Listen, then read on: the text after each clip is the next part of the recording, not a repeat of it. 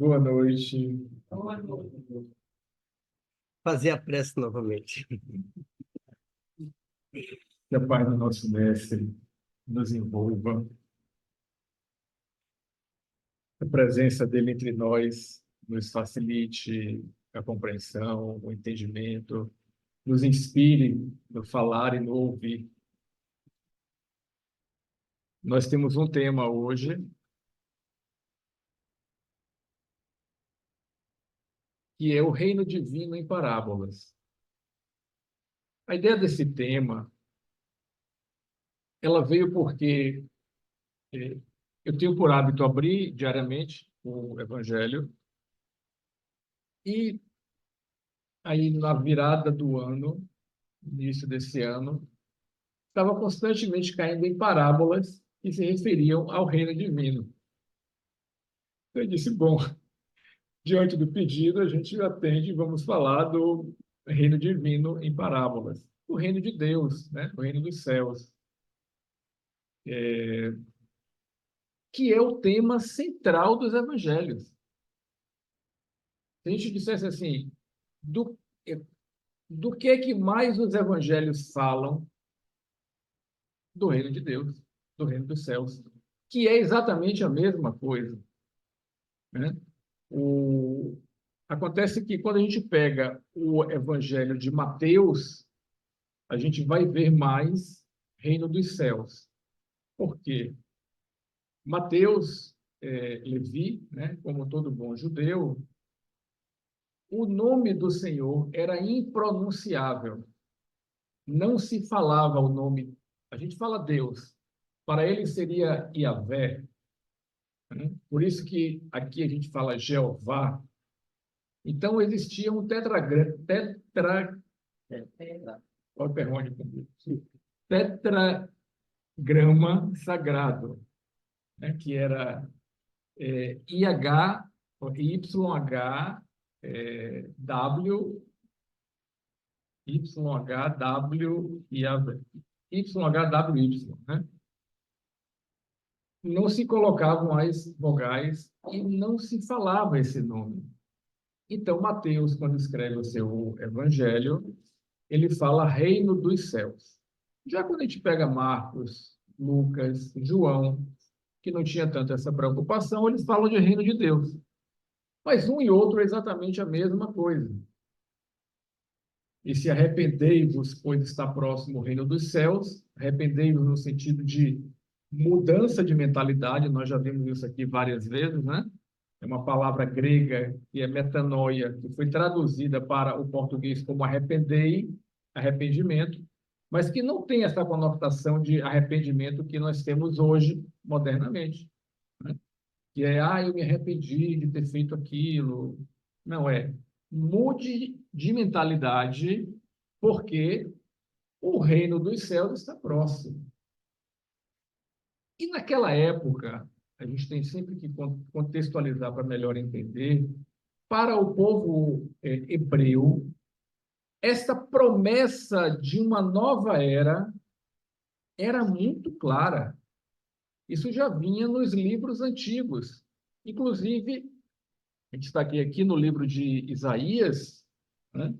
Quando ele diz assim: então o lobo morará com o cordeiro e o leopardo se deitará com o cabrito, o bezerro, o leãozinho e o gordo novilho andarão juntos, e um menino pequeno, uma criança, os guiará.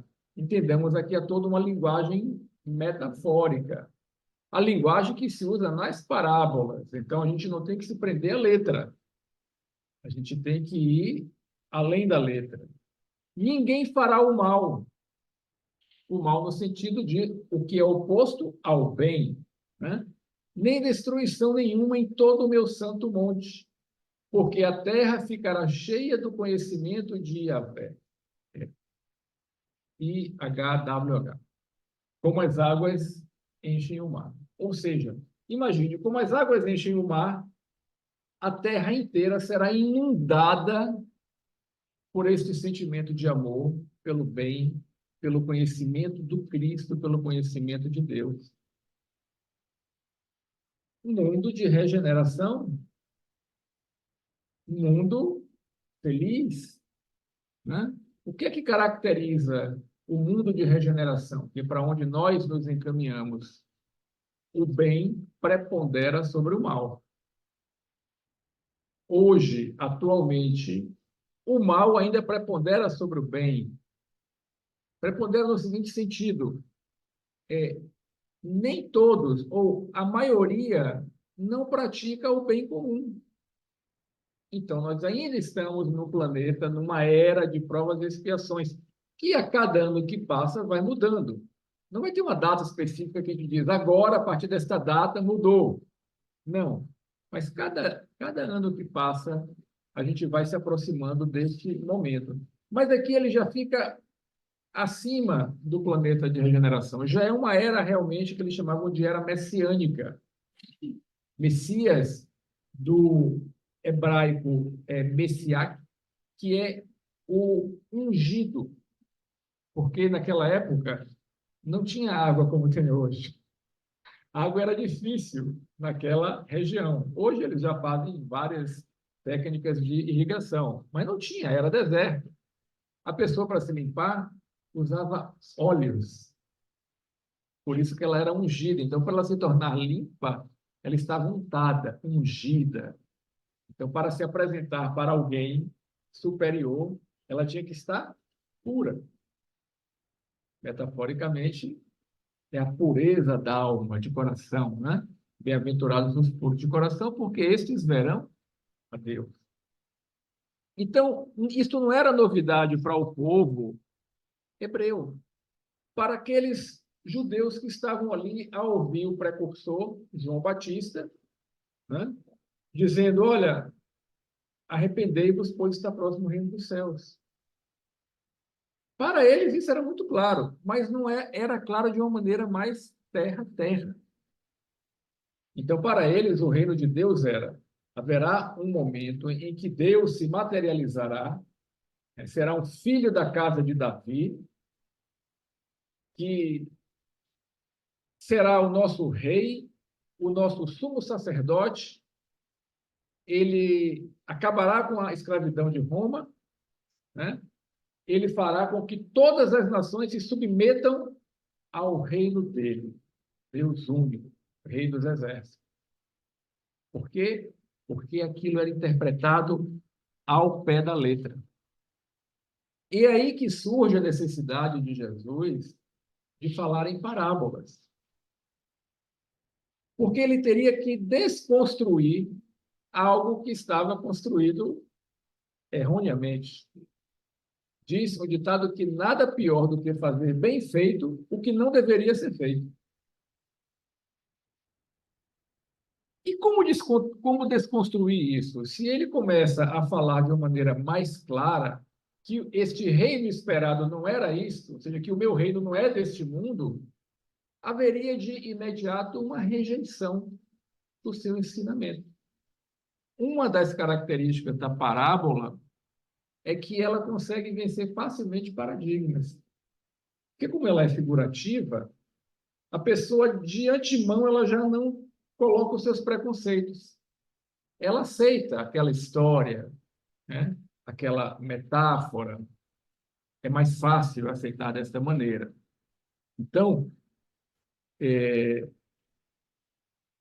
foi a forma como Jesus encontrou. Aliás, era muito comum naquela época, né? Os sábios, os mestres, eles tinham por hábito ensinar através de parábolas. Porque tem uma outra característica importante na parábola, né? Ela fixa mais fácil em nossa mente. Porque é uma história, a gente sempre lembra das histórias. Podia ser uma música, um poema, não necessariamente uma história. Existiam, inclusive, parábolas que eram encenadas. O Antigo Testamento tem várias dessas parábolas. E uma delas no Novo Testamento é quando Jesus adentra o templo e sai expulsando todos aqueles vendilhões, numa atitude que não era característica dele, derrubando as bancas, expulsando. Aquilo foi uma encenação e todo mundo entendeu. porque eles já eram acostumados a esta encenação como um ensinamento.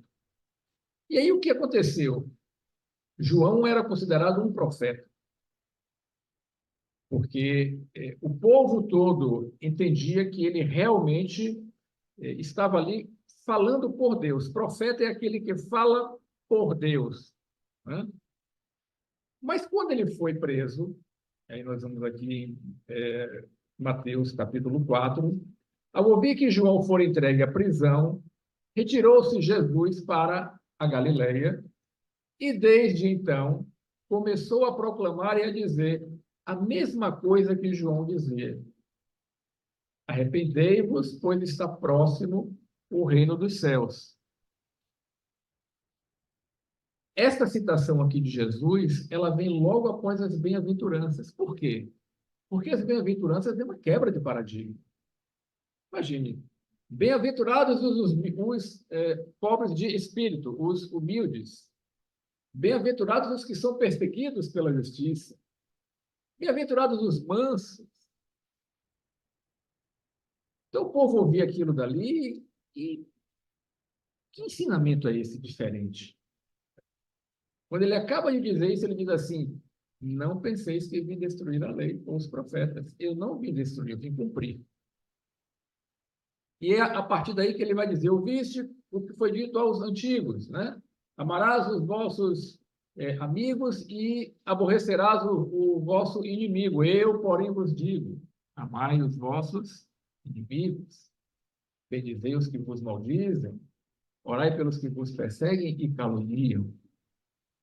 Então, ele dizia: se a vossa justiça não exceder a dos escribas e a dos fariseus, não entrareis no reino dos céus. Então, o primeiro recado dele é: a lógica que era colocada naquele momento pelos escribas e pelos fariseus não é a que autorizaria a entrada neste reino onde se viveria a vida eterna. Então, esta justiça é o ajustamento às leis. Mas ele não veio destruir a lei. Então, ele não veio modificar a lei. O que ele veio modificar? A forma como se interpretava a lei, que costumeiramente os fariseus, os escribas, os doutores da lei faziam. Então, ele já começa ensinando desta maneira, né? E aí,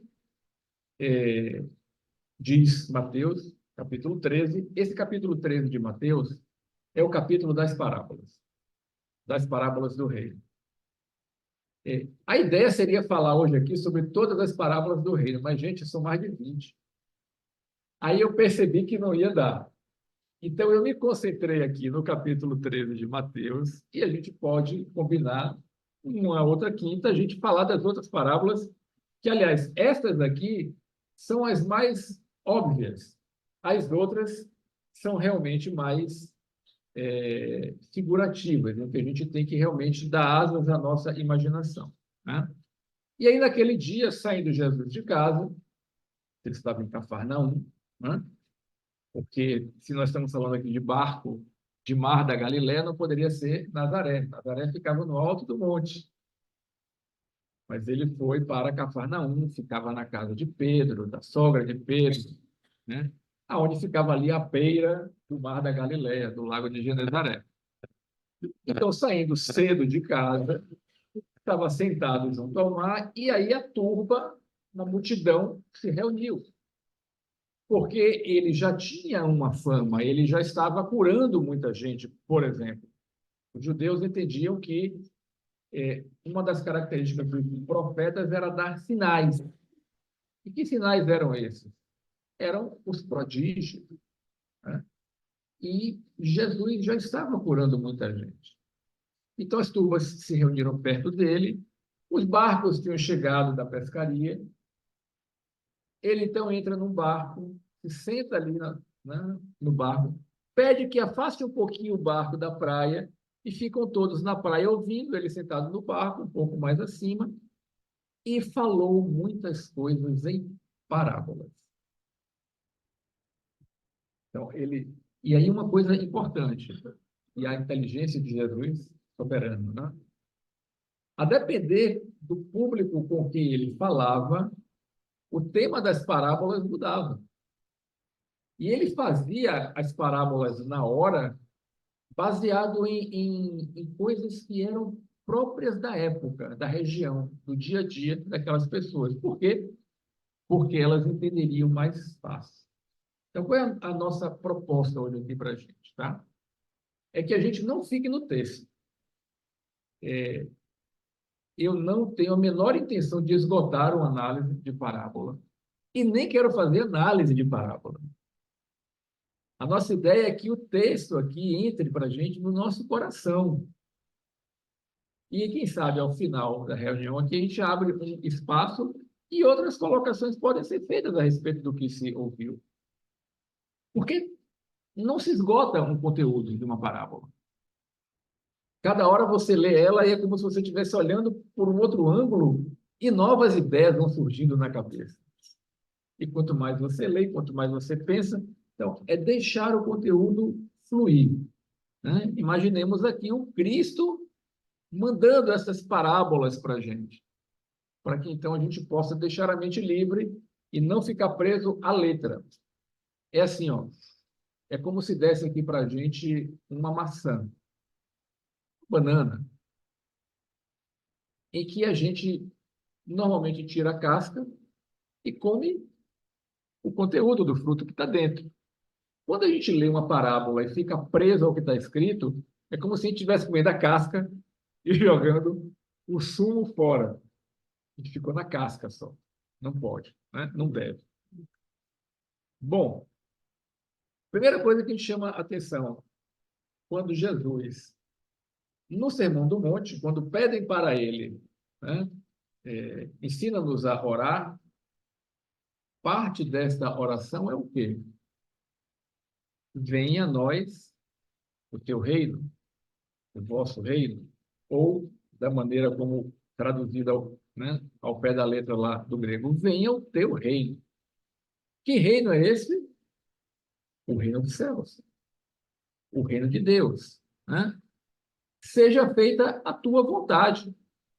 Então, uma das características do reino de Deus, do reino dos céus, é um estado de consciência onde a vontade que prevalece não é a minha, egóica, ou egoísta, ou ególatra.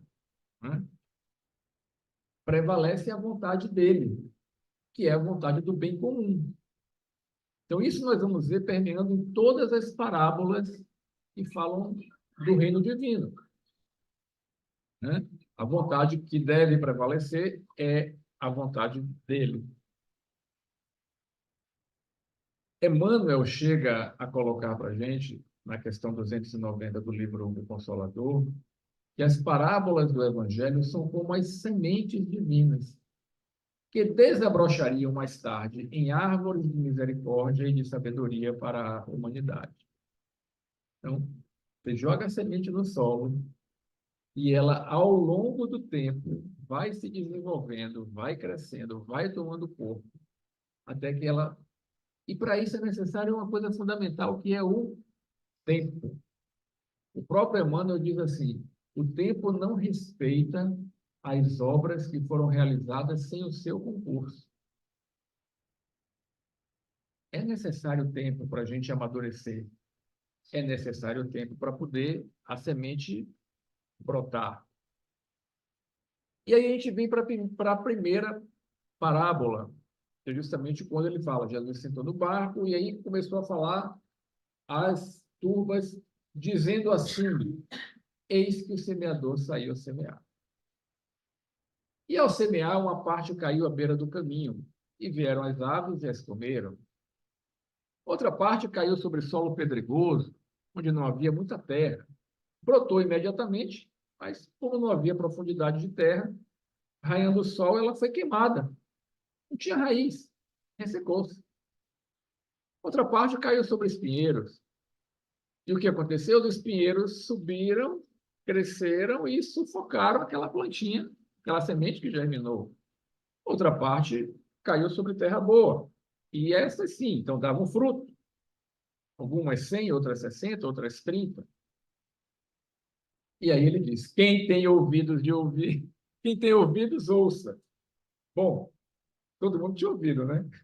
Vamos imaginar que a turma toda era desprovida de orelhas ou de ouvidos. Por que ele fala quem tem ouvidos, ouça? Porque não é esse ouvido, é outro ouvido. É o ouvido, é o ouvir com a alma, com o coração.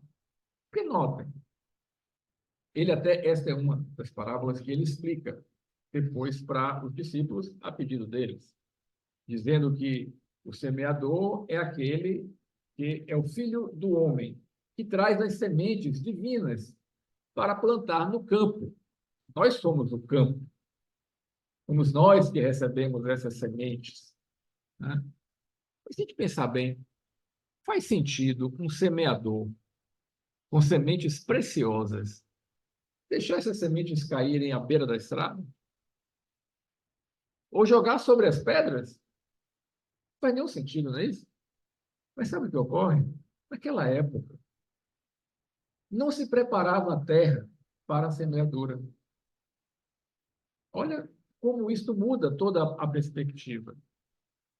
Jogava-se a semente para depois passar o arado. Então você saía jogando a semente pelo campo inteiro. E depois você vinha arando a terra. E neste arar a terra, o que era caminho, quando você passava aquele arado, a terra se enfofava. E a semente estava ali, ela poderia germinar. Assim como as pedras que estavam no terreno, o arado iria removendo essas pedras, né? Os próprios espinheiros. E aí, o que é que isso diz para a gente? Se nós pensarmos em nós como este campo, e um campo que pode ser arado, significa que todos nós podemos germinar essa semente, sem exceção. Por mais duro que seja a cabeça e o coração de qualquer um de nós, o arado vai passar. E arado? O arado do Evangelho. Dói certas vezes? Dói. Porque para arar a terra, o arado vai sucando, né? Vai revolvendo. Mas se não fizer isso, a semente não germina. Então, uma das coisas que essa parábola diz para a gente é: o reino de Deus é universal. E não tenhamos preconceito de dizer, ah, naquela pessoa, isso daí não adianta, malhar em ferro frio. Ela pode se transformar. Adianta. Né? Adianta. Adianta malhar em ferro frio. Né? Porque o arado da dor faz com que este terreno, este nosso terreno do nosso coração e da nossa cabeça se modifique. E aí a sabedoria desse semeador. Ou seja, todos nós, sem exceção, aquela pessoa que a gente pode considerar assim como a mais perversa, recebeu a semente. Exatamente igual à semente que nós temos. Todos somos filhos de Deus. Todos podemos germinar. Não há nenhum ser que a gente possa dizer que ele é completamente, inteiramente mau. Como também na Terra, salvo raras exceções que passam por aqui em plena missão, a gente pode dizer que é todo bom. E nós estamos em fase de aprendizado. Então, olhar o outro como nosso semelhante, mesmo que nós tenhamos todas as diferenças com ele, faz parte do entendimento deste reino dos céus. E aí, depois que Jesus fala esta parábola do semeador, os discípulos se aproximam dele e dizem assim: mestre, por que você fala com eles em parábolas? Por que parábolas? E Jesus diz: olha, porque para vós, entendemos que esses discípulos ali, que andavam muito próximos de Jesus, recebiam um conteúdo precioso de ensino. Era como se fosse mesmo uma escola iniciática, como Torres Pastorino fala, né? Então, a vós foi dado conhecer os mistérios do reino. dos céus. Os mistérios significa tudo aquilo que ainda não foi revelado, que ainda não se tirou o véu. Mas para aqueles, os que ainda não se dispuseram a adentrar a esses mistérios do reino, é que eles não foi dado a conhecer. Então, eu falo em parábolas porque vendo eles não veem, e ouvindo eles não ouvem nem compreendem. Se eu explicar racionalmente aqui, não vai ficar um. Vai sair todo mundo como em um determinado instante, mesmo falando em parábolas, alguns discípulos disseram, duro é esse discurso, hein? Duro ouvir esse discurso. É quando Pedro diz, mestre, nós vamos ficar contigo porque somente tu tens as palavras de vida eterna. Porque Jesus disse assim, se quiserem ir com eles, podem ir. Porque muitos se retiraram naquele momento. E Jesus falou, se vocês quiserem, podem ir com eles. Aí Pedro falou, não, mestre, a gente não vai porque assim, só tu tens as palavras de vida eterna. Né? E aí, a gente se lembra de uma outra citação de Jesus no Sermão do Monte. Tu, porém, quando orares, entra no teu quarto interno e, tendo fechado a porta, ora a teu pai em segredo. E teu pai que vê no segredo te recompensará. Vamos considerar que naquela época poucas casas tinham porta, tá? A maior parte das casas não tinham porta, era um vão livre. Então, é uma metáfora, isso é uma parábola. Que quarto interno é esse? É a gente se voltar para dentro e não para fora. A gente entrar em oração. E fechar a porta é fechar a porta dos nossos sentidos, porque o que nos conecta ao mundo exterior são os nossos sentidos. É a gente desligar mesmo. Porque é dentro da gente onde a gente vai se conectar a esta energia, a esta força, a este pensamento, a esta vibração, a esta semente que está em nós. Não dá para viajar para o exterior e para o interior ao mesmo tempo. Ou a gente vai para fora, ou a gente vai para dentro. Bom, quando a gente está fazendo alguma atividade externa, a gente está de olhos abertos e está fazendo o que a vida nos requer em termos de nossa profissão, nossos relacionamentos. Mas na hora da gente se conectar, é a gente com a gente mesmo. Aqui é um exercício que a gente faz em conjunto.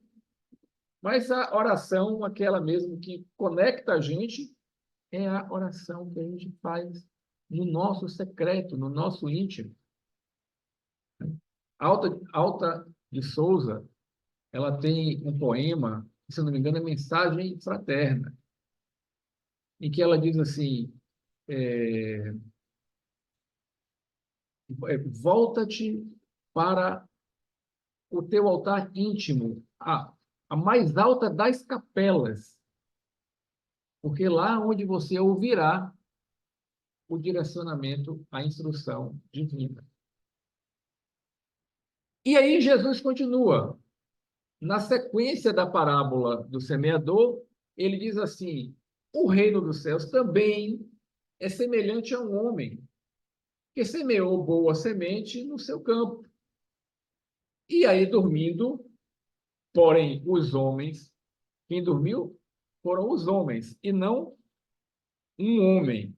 Um homem semeou boa semente, mas os homens dormindo, né, veio o seu inimigo, o inimigo deste homem, e semeou joio no meio do trigo, e partiu. E aí, quando essa semente começou a sair da terra, brotando, apareceu também o joio. Enquanto ela estava lá embaixo, ninguém sabia o que é que tinha. Era semente. Somente quando ela começou a brotar, foi que se percebeu que ali tinha joio e tinha trigo.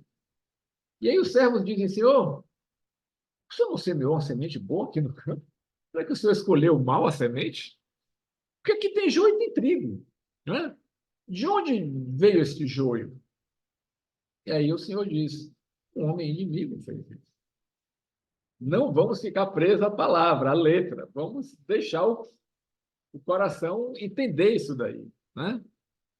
E aí os servos dizem assim, tá bom, então, queres que na medida que eles vão saindo, a gente vá arrancando eles? Que é joio, né? É isso que os agricultores fariam. Tem erva daninha do lado ali, ela vai saindo, eu vou tirando. Mas ele não está falando ao pé da letra, né? A resposta dele, não, não façam isso, para que ao recolher o joio, não desenraizeis junto com ele o trigo. Olha a preocupação. Deixai crescer ambos juntos até a ceifa. E Emmanuel diz assim, o deixai crescer juntos não foi por uma negligência do agricultor, muito pelo contrário. Ao pé da letra, uma semente de joio não pode virar trigo. Mas, considerando que esse campo somos nós, que temos uma semente divina em nós, e que aí, essa ferramenta que nos foi dada, que é o ego, que é o adversário, que é o inimigo, né? Por que o ego é inimigo de Deus, gente? Porque o ego não enxerga o todo, ou não privilegia o todo. O ego é assim, farinha pouca, meu pirão primeiro. Isto é o oposto, isto é o anticristo, isto é o oposto ao bem. Porque só existe bem quando é bem comum. Se não tiver bem comum, não é bem. Se é bem só para mim, não é bem. Só para minha família, não é bem. Só para o Nefa, não é bem. O bem tem que ser para todos. Na nossa dinâmica, essa semente em nós pode se modificar. A gente pode nascer joio e virar trigo e frutificar. Mas, se chegar o tempo da ceifa, então assim, deixa crescer, porque as coisas podem se modificar. Mas se chegar o tempo da ceifa, ou seja, já deu tempo. Essa ceifa a gente pode pensar como ciclos, a gente pode pensar como o encerramento da nossa encarnação. É uma ceifa. A gente pode pensar como o encerramento de uma era, já é uma ceifa coletiva, né? Então, se nesse encerramento, se chegar a época da ceifa, aí eu vou dizer para os ceifeiros, olha, tira primeiro o joio, e aí vocês não vão confundir de jeito nenhum com o trigo, porque na hora que o fruto sai, que a espiga sai, aí fica claro, enquanto a planta está ali crescendo, você pode até confundir uma com a outra. Mas na hora que dá a espiga, eu nunca vi, tá? Já vi foto. A espiga do joio é como se fosse uma espiga murcha. Não serve para nada, não alimenta ninguém. Já a espiga do trigo, sim, ela que vai ser moída para fazer farinha, para ser levedada, para ser cozida, para virar pão, que é alimento universal. Então, se chegar a época da ceifa, o que não se modificar, ok, tira. Queima. Por que queimar? Fogo purificador. Há que se purificar, né? Já o que virou trigo, recolhe para o meu celeiro. E ele continua, na mesma sequência. Eu fico assim, imaginando a multidão. A maior parte deveria ser agricultores, né? Porque ele está falando de plantação, de semente. E ele falando. E aquela multidão ouvindo. E entendamos, né, que o que saía da boca de Jesus, saía com um sentimento, devia ser uma coisa assim irresistível. Quem era joio virava trigo na hora. Porque, meu Deus, né, uma coisa. Ó, a gente ouve Chico Xavier falar. E a gente já se internece com Chico, gente. Imagina, Jesus. Imagina. Não dá nem para imaginar. Né? E aí ele vai. O reino do céu é semelhante a um grão de mostarda. Outra semente. Ou seja, essas características da semente, entendeu? Que é algo que dentro da semente tem uma árvore inteira. Um grão de mostarda que um homem recebeu e semeou em seu campo. Olha a gente de novo aqui, campo, né? Somos campos de Deus. O qual é, de fato, a menor das sementes. Porém, quando ela cresce, é a maior das hortaliças, chegando mesmo a se tornar uma árvore. Então, alcançar esse reino de Deus, uma das coisas que a gente pode pensar, refletir, meditar, é sobre a jornada da semente. Dizem que a gente pode pegar um fruto como uma tangerina, uma laranja, um limão, e a gente abre ele e a gente pode contar quantas sementes tem, né? Mas a gente não pode pegar uma semente e contar quantos frutos tem dentro dela. Quantos? Quando ela vira árvore. A gente não sabe. Mas se a gente pensar nisso, se a gente meditar nisso, como se nós recebemos essa semente. O que é que precisa para a semente germinar? Precisa cuidar da terra. Precisa adubar. Adubo, fertilizante do sentimento. Às vezes da dor. E quando não vem por amor, vem pela dor. Esta dor aduba a nossa terra, né? As lágrimas regam, molham esta terra. Mas somos nós que temos que cuidar desse campo. E esperar. O que é que o agricultor faz? Ele planta, cuida da terra. E ele tem uma fé. Quando um agricultor diz assim, eu não acredito em Deus, eu falo, então você não é agricultor. Porque a característica mais contundente do agricultor é a fé, é a fidelidade. Porque se ele não esperasse o sol e a chuva no momento certo, não queria plantar. Concordam? Exatamente. Então, o que nos cabe? Nós já recebemos a semente. Já está em nós. Cuidar da terra. Cuidar da terra para essa sementinha germinar, brotar. E aí, claro, cuidar dos espinheiros, né, que estão ali do lado. Como Jesus explicou, olha, os espinheiros são as preocupações do dia a dia, que vêm e abafam aquela semente. Então, para que essa vida externa nossa não abafe essa transformação que essa sementinha está fazendo em nós, que ela vai crescer. Ela vai virar árvore, sabe por quê? Essa daqui está em Marcos. Ela não está em Mateus e não está em mais nenhum outro evangelho. Mas eu trouxe essa de Marcos para cá, exclusiva de Marcos, porque ela tem tudo a ver com essas sementes, com essas parábolas que falam da semente. Porque em Marcos diz que Jesus disse assim: o reino de Deus é assim como um homem que lance a semente sobre a terra. Durma e se levante ele, noite e dia, o dia vai passando, a noite vai passando, e a semente germina e se alonga. E ele nem sabe como é que isso acontece. A gente não sabe realmente como essa sementinha vai germinando na gente. Ela vai tomando conta da gente se a gente der espaço para ela, se a gente cuidar do terreno, se a gente regar, né? Se a gente proteger ela contra as ervas daninhas que surgem. E aí ele diz assim, olha que coisa linda, a terra, de forma autônoma, é como se fosse assim, a nossa natureza, de forma autônoma. Se a gente saber, ela frutifica. E aí, o aspecto não só do tempo, como do progresso, né? Uma das leis morais, né? A lei do progresso. Primeiro é o ramo. Não vai chegar na espiga, nem vai chegar no grão logo, porque o tempo não respeita as obras que não foram feitas com seu concurso. Primeiro o ramo, depois a espiga, depois o grão cheio na espiga. E aí, quando der o fruto, aí vem foice. Por quê? O que a gente vai ficar fazendo aqui quando este grão já estiver cheio? A gente não vai estar mais afim de casa, de carro, de grana, de relacionamentos baseados na matéria, entendeu? A gente vai estar afim de uma conexão divina. A gente vai voltar? Vai, porque não vai ser em uma, nem duas, nem três, nem 10, nem 1000 encarnações. É uma depois da outra. E o que são 1000 encarnações para quem tem a eternidade?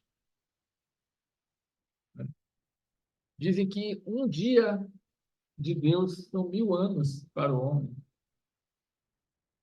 Aí, se Deus fez o mundo em 6 dias, né? 6.000 anos aí para a gente, quem sabe, passar de uma era para outra. Quem sabe? Então, notem que, de forma diferente, e aqui a gente só está para os agricultores. Na próxima, a gente vai falar sobre casamento, sobre a vinha, sobre o trabalho. Aqui a gente está falando o mais básico de todas. Mas a gente precisa deixar o coração se acostumar com isso. E aí eu estimulo que todos abram o Evangelho e leiam as parábolas. E deixe aquele conteúdo fermentar. Porque o reino dos céus é semelhante também ao fermento que uma mulher tomou e escondeu em 3 sacas, 3 medidas, né, de farinha, até estar toda fermentada a massa. É isso aí. Não tem complemento, não.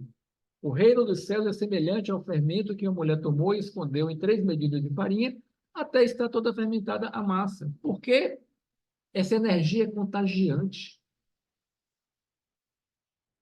Basta você botar o fermento na massa e deixa. O fermento faz o trabalho dele. Não é isso, Alô? Você cozinha, Alô?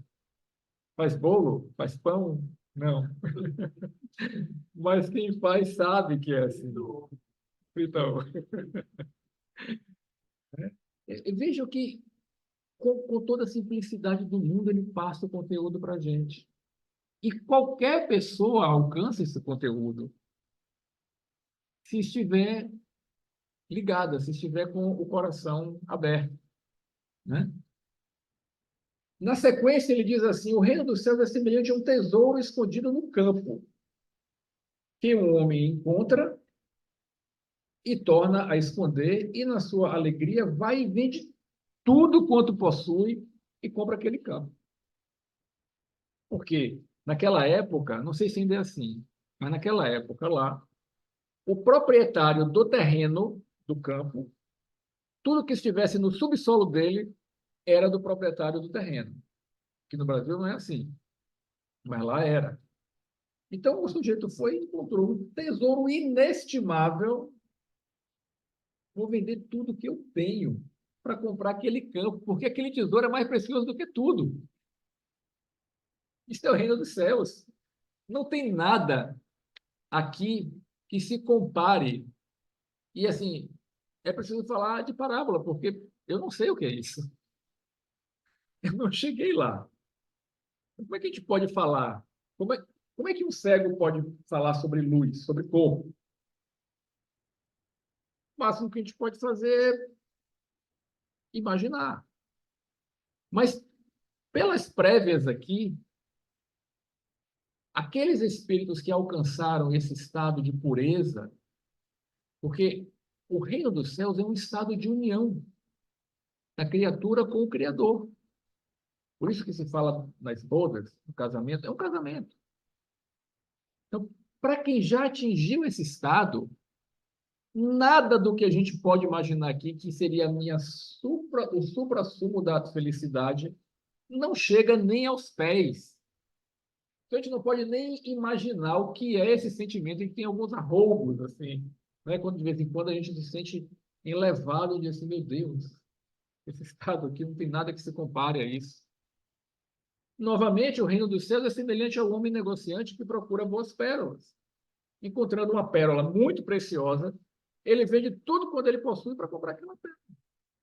Ele deve ter vendido todas as outras pérolas que ele tinha também, porque aquela pérola é mais preciosa do que todas.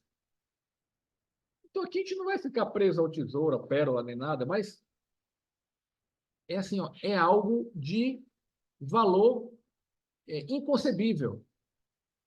É o que de maior valor nós podemos alcançar, almejar esta união. E aí vem a pergunta: quanto tempo de nossas vidas encarnadas aqui nós dedicamos a essa meditação, a essa oração, que pode nos conduzir para esse caminho. A gente já está naquela de dorme, acorda e a semente vai frutificando, graças a Deus. Né? Então, é da semente brotar. Ela vai fazer isso. Por isso que no livro dos Espíritos está dito, não necessariamente todos os espíritos passam pela feira do mal. O mal é uma escolha nossa, é um nosso livre-arbítrio. Mas também ele diz, não há criatura que fique perpetuamente, eternamente nesse estado. Porque esta força que está dentro dela, esta centelha divina, empurra ela para frente e vai fazer ela se transformar. Né? Em verdade, essa parte não é uma parábola, mas assim tem a ver com a questão das riquezas, né? Em verdade, vos digo que um rico dificilmente entrará no reino dos céus. A gente fica assim, quer dizer então que o dinheiro nos impede, a riqueza nos impede? Não é o dinheiro nem a riqueza, mas é o apego a elas. Porque, olha que. Então, novamente, vos digo: é mais fácil um camelo passar pelo buraco de uma agulha do que um rico entrar no reino, no reino de Deus. Aí os discípulos, ouvindo isso, espantados, disseram assim: mas, mestre, então quem poderá ser salvo? Todos eram ricos? Os discípulos? Claro que não. Talvez Mateus, talvez não, Mateus, Levi, né? Zaqueu depois. Mas os outros, pescadores, agricultores, e como é que ele diz assim? Então quem poderá ser salvo? Porque Jesus não estava falando dessa riqueza material. Ele estava falando o seguinte: não dá para servir a dois senhores. Ou você coloca como principal objetivo de sua vida o que está de fora, as suas realizações de ordem material, e quando a gente desencarnar, acabou tudo, né? Tudo que a gente, tudo que a gente reunir, possuir, entre aspas, que seja de ordem material, quando vier a desencarnação, acabou. E nem adianta ficar apegado, como alguns ficam, né? E fica ali apegado à casa, à conta bancária. Não adianta. Vai ter que começar de novo. Eu não estou aqui pregando que a gente deve simplesmente se despreocupar disso daí. Não. Nós temos a obrigação de nos sustentar, de nos proteger, de nos alimentar, de nos abrigar, e aqueles que dependem da gente. Nós não devemos ser um peso para a sociedade enquanto nós estivermos ativos. E nesse lufa-lufa, nesse dia a dia de trabalho, a gente desenvolve também as características, né? as qualidades que nós temos em forma de semente, centelha. Porém, já chegou a hora, o reino de Deus está próximo. Chegou a hora. A próxima, assim, o seu alcance. Até quando você vai ficar? Não é nem a questão de tempo, é questão de qualidade. Sabe como é que eu vejo isso em mim? Quando eu acordo, o primeiro pensamento que me vem à mente. Quando eu começo a acordar e o primeiro pensamento que me vem à mente é trabalho, eu digo, você precisa parar de trabalhar, você precisa fazer diferente.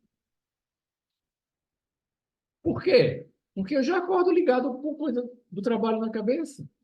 Eu deveria acordar agradecendo a Deus, conectado com o meu anjo de guarda, entendeu? Dizendo, Senhor, muito obrigado pela noite.